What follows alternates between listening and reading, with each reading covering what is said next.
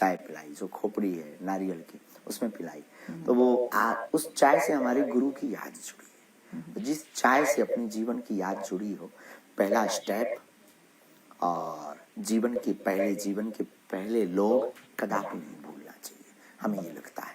और गुरु की स्मरण तो जिससे जुड़ा हो उस स्थान को तो स्वप्न में भी नहीं भूलना चाहिए।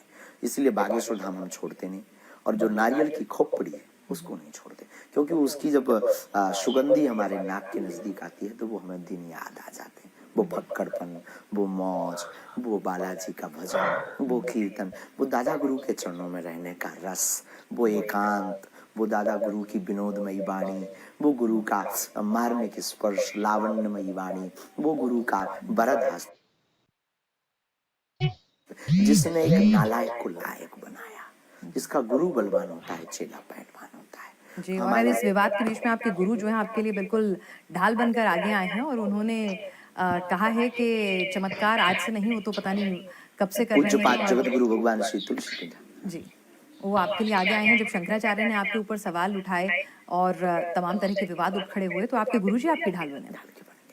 इसलिए हमारे जीवन से गुरु की याद जाती है, हर पल गुरु की याद रहती है। अच्छा, अब आपके दिव्य दरबार की ओर आते हैं। कुछ लोगों का ये कहना है महाराज जी कि दिव्य दरबार के अंदर कई बार आप अपने भक्तों से बहुत ही जिसे कहते हैं कि रूखा व्यवहार करते हैं। कई बार आप उनके बारे में हटो, दूर हट जाओ तुम, ऐसी कई क्लिपिंग्स आपकी वायरल हो रही हैं, तो वो हम तक पहुंचाई गई। ठीक है, निश्चित तौर पर वो आपके चाहने वाले नहीं, लेकिन कुछ चाहने वाले भी नाराज हैं कि इतना ज्यादा डांट डपटना, इतना ज्यादा गुस्सा क्यों कर देते हैं। और कई बार आप ऐसी बातें सबके बीच में बोल देते हैं कि वो किसी की निजता का हनन हो जाता है, तो वो नहीं बोलनी चाहिए, ऐसा उनका मानना है। तो उनका मानना है, हम भी इस बात को आई एक्सेप्ट इट, पर कई बार ऐसी परिस्थितियां प्रकट होती हैं जब सामने वाले को बहुत ज्यादा भरोसा नहीं होता ईश्वर सत्ता पर, सिद्धि पर।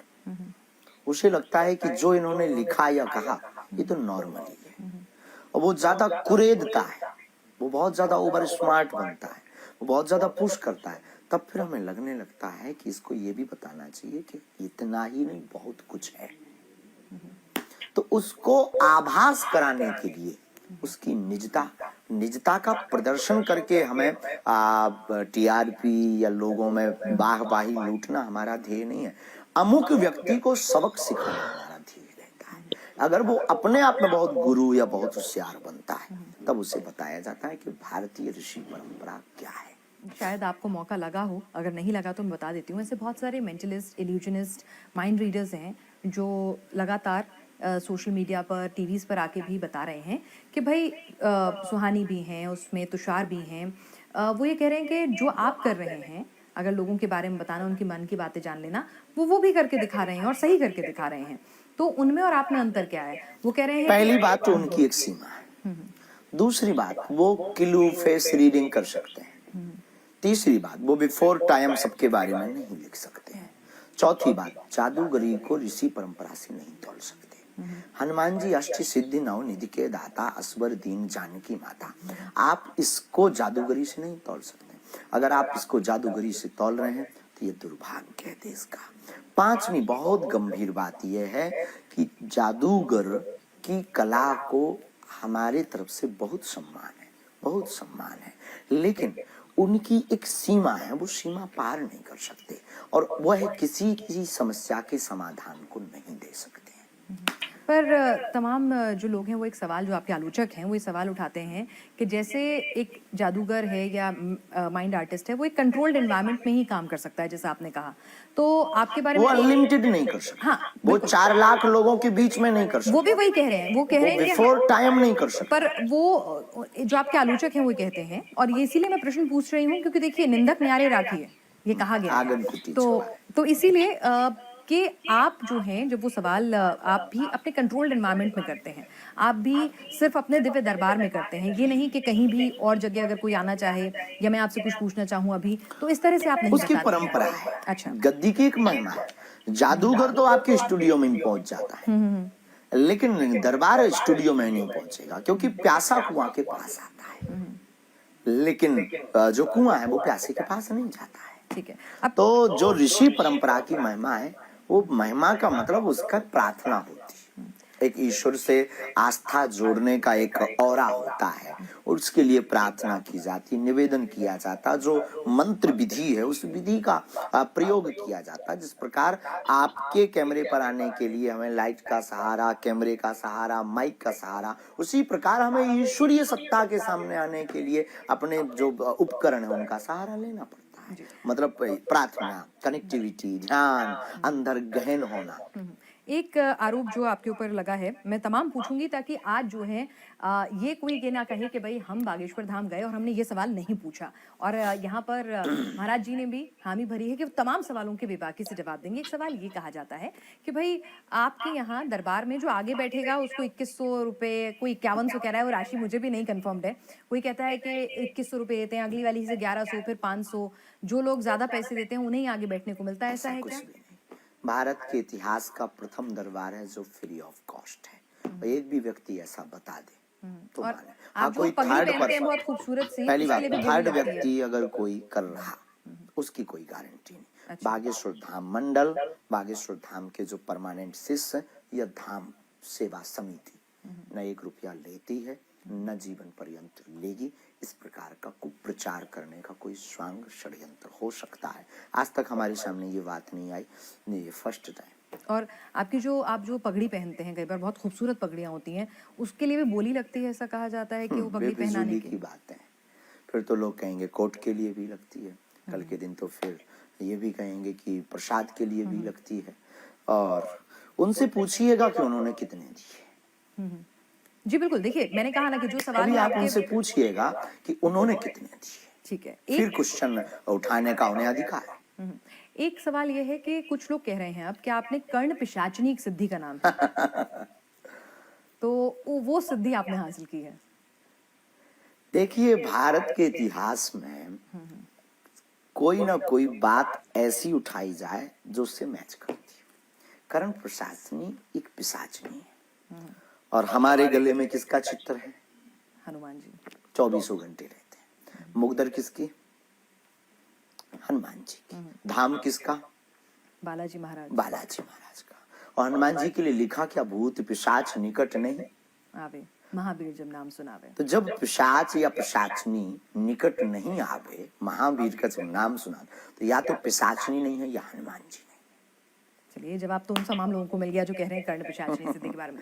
अच्छा, आप कहते हैं कि आप पॉलिटिक्स से दूर रहना चाहते हैं। आपने अभी भी कहा कि पॉलिटिक्स से आपका कोई लेना देना नहीं, लेकिन आप हर पॉलिटिकल मुद्दे पर आपके बयान जरूर आते हैं। नहीं, जैसे आपने जब आफताब और श्रद्धा का मामला हो रहा था तो उसमें आपने कहा ये हिंदू मुस्लिम ले आए। देश की अस्मिता की बात थी, कोई पॉलिटिकल नहीं था कि वोट फॉर कोई पार्टी के लिए।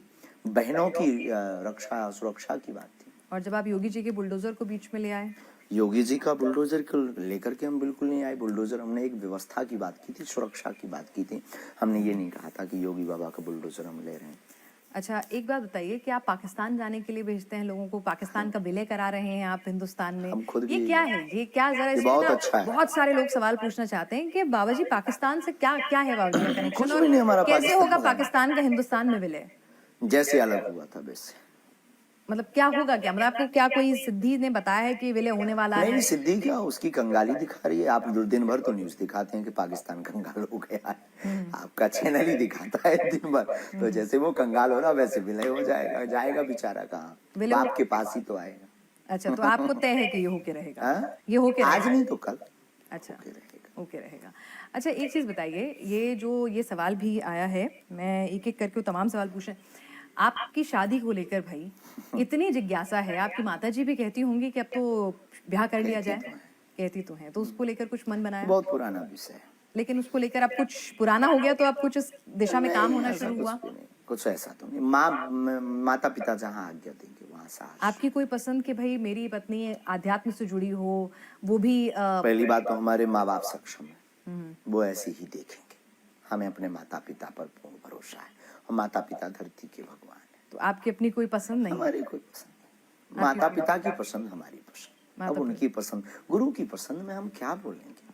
गुरु जो चुनेगा हमारे लिए बहुत अच्छा चुनेगा। अच्छा, तो शादी कैसी होगी, सादगी से या पूरी धूमधाम से? जैसी व्यवस्था होगी। जैसी व्यवस्था होगी। आपकी कोई आप इच्छा? अगर आएंगे कुछ दक्षिणा लेकर तो धूमधाम से। अच्छा, दक्षिणा लेके ज़रूर आना है। बिल्कुल, तब तो धूमधाम से होगी, नहीं तो फिर फक्कड़ बाबा हैं तो वैसे ही हो जाएगी। अच्छा, आप सुन रहे हैं, अभी भक्तों से बात हो रही थी। ये मुझे नहीं समझ में आया, क्योंकि आज मैं दिन भर आपसे जब मिलने के लिए इंतज़ार कर रही थी, तो कई भक्त कह रहे थे, नाराज़ हो रहे थे कि भई मेरा तो 12-12 अर्ज़ी के बाद नंबर नहीं आ रहा है, और वो बहुत गुस्सा होके जा रहे थे। कुछ कह रहे थे मेरा 2 ही अर्ज़ी में नंबर आ गया। तो ये ज़रा अपने भक्तों का ही, अपने जो चाहने वाले हैं उन्हीं का कन्फ्यूज़न दूर कर दीजिए कि ये नंबर कैसे आते हैं? टोकन नंबर डलता है, उसमें जिनका नाम कन्या के हाथ से निकल आवे उसके नाम की अर्जी लगती है, और लाखों लोग आते हैं, सबको मिल पाना असंभव है, सबका पर्चा बना पाना असंभव है। जिनकी प्रेरणा बालाजी कर देते हैं उनकी लगा देते हैं, परंतु महिमा यहाँ पर्चे की नहीं। धाम आगे नारियल बांध दिया, पेशी प्रारंभ कर दी, बालाजी लीला कर देते अच्छा महाराज जी, बताइए कि शंकराचार्य जी आपसे इतने नाराज़ क्यों हैं? हैं। नहीं तो वो तो बार-बार, एक बार नहीं, बार-बार अगर उनसे जाके पूछो, हमारी कोई उनसे खुन्नस नहीं है, क्योंकि हम शंकराचार्य नहीं। नहीं, वो कह रहे हैं कि अगर इतने चमत्कारी हैं तो जोशीमठ को बचाकर दिखाते। साधु संत पर हमारी कोई टिप्पणी नहीं, वो हमारे शंकराचार्य हैं, उन पर टिप्पणी नहीं है। कोई और होता तो कहते कुछ। अच्छा, तो और जो आपके खिलाफ जो तमाम सनातन धर्म के लोग भी कई हैं जो आप पर सवाल उठा रहे हैं कि देवकीनंदन जी से हम इंटरव्यू ले रहे थे। उन्होंने कहा कि ठीक है, वो भी कथावाचक हैं और वो भी चमत्कार कर सकते हैं, पर वो कथावाचक रहना ही पसंद करेंगे। तो क्या एक कथावाचक को इस तरह के चमत्कार करने चाहिए, इस तरह के दरबार लगाने अगर चाहिए? कृपा है तो करना चाहिए, अगर आपके पास सामर्थ्यता है पत्रकारिता की तो दिखानी चाहिए। नहीं तो वो कला, वो कृपा शून्य होकर के एक दिन चली जाएगी शरीर के साथ। अगर कृपा है तो दिखाने का अधिकार सबको, कौन सा पैसा लगता है। तो ये बताइए कि इतने सारे लोग यहाँ पर, जो एक तमाम तबके में चिंता है, और जो मैं आपको बताऊं, आज जब मैं लोगों से मिली, ठीक है, आपकी आस्था, आपके लोगों के मानने वालों का पूरा सम्मान है, और पूरा उन लोगों की अपनी आस्था होती है, उनको निजता का हक है। लेकिन बहुत सारे लोग ऐसे मिले जो कहते हैं कि भाई हमने दरबार आके दवाई खाना छोड़ दिया। हम दरबार आए, भभूत खाई, चमत्कारिक भभूत आपने सिद्धि करके भभूत दी, और उसके बाद हमने दवाई खाना छोड़ दिया। उनका भरोसा था कि वो ठीक होने लगे और उन्होंने दवाई खाना छोड़ दिया।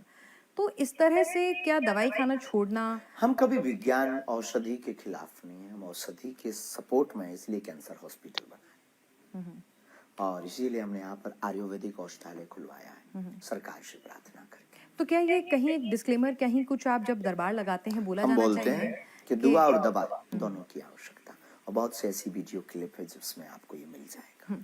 और भूतों को भगाने का जो दावा है, तो उसको लेकर आपकी बहुत आलोचना हो रही है कि आप जादू टोना फैला रहे हैं। भूत पिशाच निकट नहीं आवे, महावीर जब नाम सुनावे। आलोचना फिर गोस्वामी जी से शुरू करनी चाहिए, हनुमान चालीसा से शुरू करनी नहीं, तो हनुमान जी का नाम लेके ही निकट नहीं आ रही है चाहिए। ना, तो तो उन्हीं आपको का नाम भगाने- लेकर के हम तो दूर करते हैं। एक होता सूक्ष्म जगत, एक होता, देखो, एक भौतिक विज्ञान, एक आध्यात्मिक विज्ञान, और दोनों अपने आप में बहुत महान है। और तीसरी बात, नेगेटिविटी जो एनर्जी है, पॉजिटिव जो एनर्जी है, इन दोनों की लड़ाई है। तो नकारात्मक ऊर्जा से जो भरा रहता है उसको हनुमान चालीसा की प्रार्थना करके, चौपाइयों का जो मंत्र विद्या है, जो ऋषि परंपरा है, उससे ईश्वर से हम प्रार्थना करते, और भगवान की कृपा से, हनुमान चालीसा के प्रभाव से वो ठीक हो जाता है। हम कभी कोई दावा नहीं करते हैं कि हम भूत भगाते हैं, हम प्रेत भगाते हैं, हम कोई जादू टोना नहीं जानते हैं, हम कोई मंत्र ओझा नहीं जानते हैं, हम हनुमान चालीसा का पाठ जानते हैं। कि शादी को लेकर भाई इतनी जिज्ञासा है, आपकी माताजी भी कहती होंगी कि अब तो ब्याह कर लिया जाए। कहती तो हैं, तो उसको लेकर कुछ मन बनाया? बहुत पुराना विषय है। लेकिन उसको लेकर अब कुछ पुराना हो गया, तो अब कुछ इस दिशा में काम होना ऐसा शुरू कुछ हुआ? भी नहीं, कुछ ऐसा तो नहीं। माता पिता जहाँ आज्ञा देंगे वहाँ साहस। आपकी कोई पसंद कि भाई मेरी पत्नी आध्यात्म से जुड़ी हो, वो भी पहली बात तो हमारे माँ बाप सक्षम है, वो ऐसे ही देखेंगे। हमें अपने माता पिता पर पूर्ण भरोसा है, और माता पिता धरती के भगवान है। तो आपकी अपनी कोई पसंद नहीं? हमारी कोई पसंद नहीं, माता पिता की पसंद हमारी पसंद, अब उनकी पसंद, गुरु की पसंद में हम क्या बोलेंगे। गुरु जो चुनेगा हमारे लिए बहुत अच्छा चुनेगा। अच्छा, तो शादी कैसी होगी, सादगी से या पूरी धूमधाम से? जैसी व्यवस्था होगी। जैसी व्यवस्था होगी। आपकी कोई आप इच्छा? अगर आएंगे कुछ दक्षिणा लेकर तो धूमधाम से। अच्छा, दक्षिणा लेके जरूर आना है। बिल्कुल, तब तो धूमधाम से होगी, नहीं तो फिर फक्कड़ बाबा हैं तो वैसे ही हो जाएगी। अच्छा, आप सुन रहे हैं, अभी भक्तों से बात हो रही थी। ये मुझे नहीं समझ में आया, क्योंकि आज मैं दिन भर आपसे जब मिलने के लिए इंतजार कर रही थी, तो कई भक्त कह रहे थे, नाराज हो रहे थे कि भाई मेरा तो 12-12 अर्जी के बाद नंबर नहीं आ रहा है, और वो बहुत